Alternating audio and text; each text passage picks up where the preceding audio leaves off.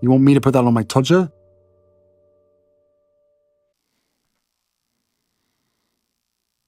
This one's wife. Have they really tried to piggyback the Trump assassination attempt? Hello, I'm H.G. Tudor. Josie Ensor, writing in The Times, tells us, the gunman who attempted to assassinate Donald Trump searched online for a member of the British royal family while planning his attack. It has emerged as pressure grows on the head of the Secret Service to step down over the lapse in security. Members of the US Congress released details of a briefing call they had with the FBI, in which they said they were told Thomas Crooks scoped out the venue for Trump's campaign rally in Butler, Pennsylvania, in the days leading up to the shooting.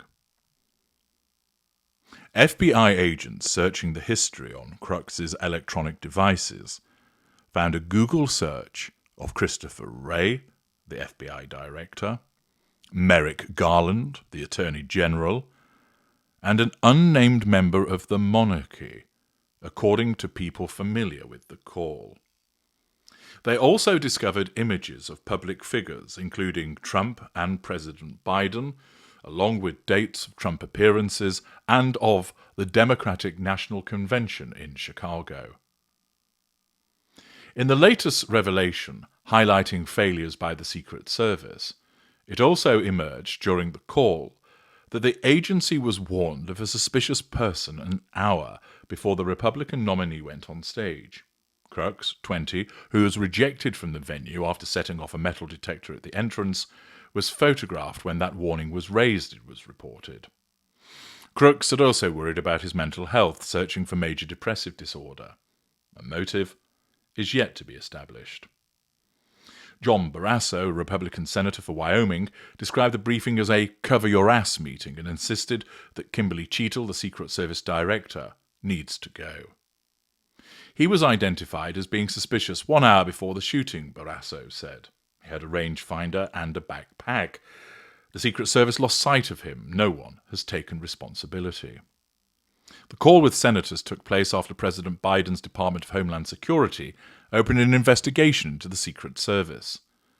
The Department Inspectors General said in a notice published on Wednesday that the objective was to evaluate the Secret Service's process for securing former President Trump's July 13, 2024 campaign event. Biden ordered an independent review of security after the shooting at a rally in Pennsylvania, which left the Republican nominee with a wound on his ear and one supporter dead. The agency, of about 7,800 employees, is responsible for protecting presidents, vice presidents, their families, and former presidents. Since the assassination of President Kennedy 60 years ago, the Secret Service has surveyed and secured all structures near significant national political events. Cheatle, who has held roles in the Secret Service for over 25 years and is the second woman to hold the top position, has faced increasing pressure to step down as the depths of the agency's disastrous handling of the incident have come to light. She has been subpoenaed to testify before the House Oversight Committee next week. On Tuesday, Cheatle revealed that the agency had decided not to position Secret Service marksmen on the roof from which Crooks opened fire with an AR-15 semi-automatic rifle, no more than 160 metres from the rally stage, because it was too slanted. That building in particular has a sloped roof at its highest point, and so you know there's a safety factor that will be considered there that we wouldn't want to put somebody up on a sloped roof, she told ABC News, and so you know the decision was made to secure the building from inside. The Secret Service had apparently bolstered security around Trump 78 after receiving intelligence about an alleged plot by Iran to assassinate him. Cheatle has refused to say what adjustments were made. The article then goes on talking more about the assassination attempt, which we're well versed in. But the point is that there was a suggestion that he had also searched for a member of the British royal family online.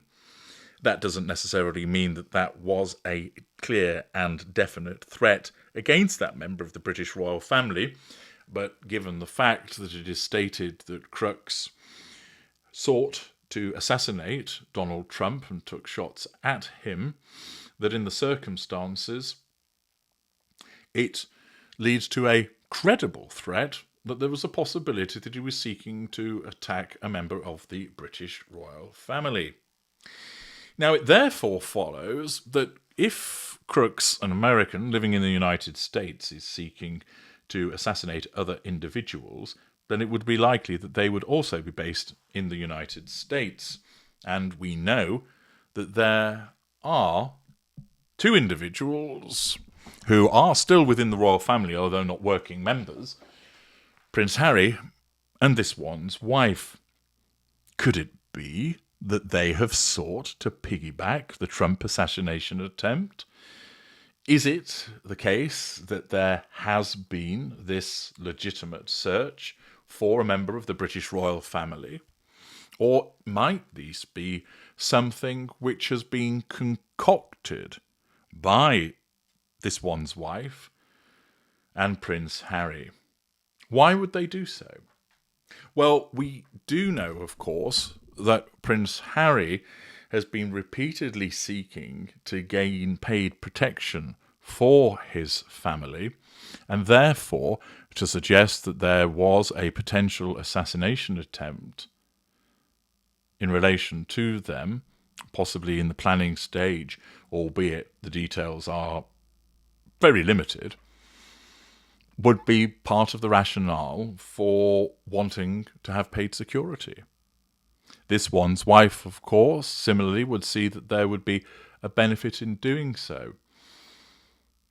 Now, the member of the British royal family is unnamed, so it could have been anybody within the British royal family, but it would make more sense for it to be someone based in the United States, given that the individual who attempted to assassinate Donald Trump was based in the United States. But is it really credible that there was an attempt, a consideration of assassinating a member of the British royal family? And why aren't they named? It's interesting because it's been released that searches were done in relation to Christopher Wray, the FBI director. Searches were undertaken in relation to Merrick Garland, the Attorney General.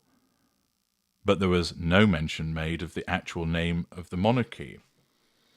Could this be some manipulation that's being taken place by the PR arm of the Sussexes in an attempt to demonstrate that their lives are in danger?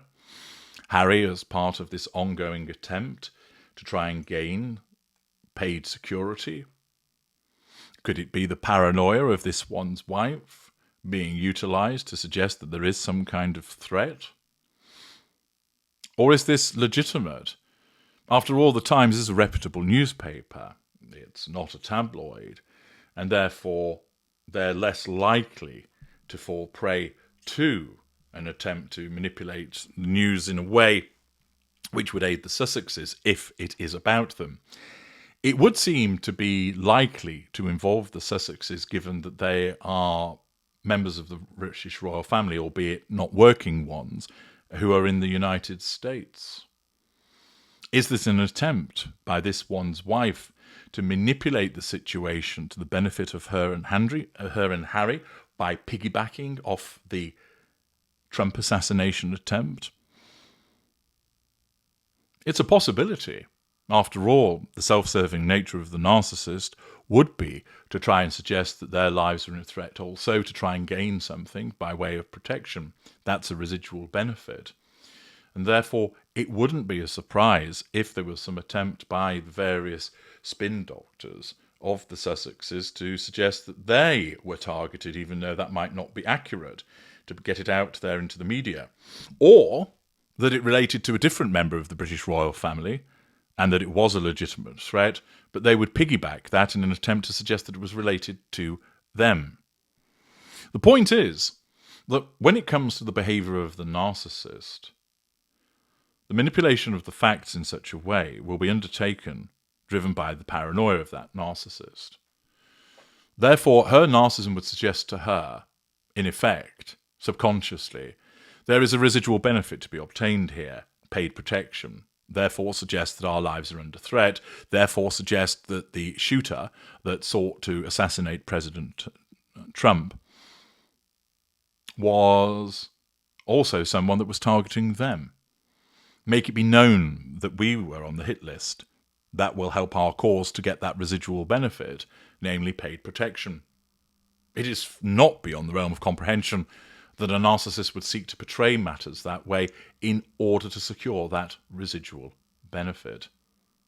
Of course, it's speculative because the relevant member of the British royal family hasn't been named, but it would seem logical that given that the assassin or would-be assassin was based in the United States, that it would appertain to royalty that is based in the United States, which of course, even though they're non-working members of the royal family, that would include Prince Harry and this one's wife.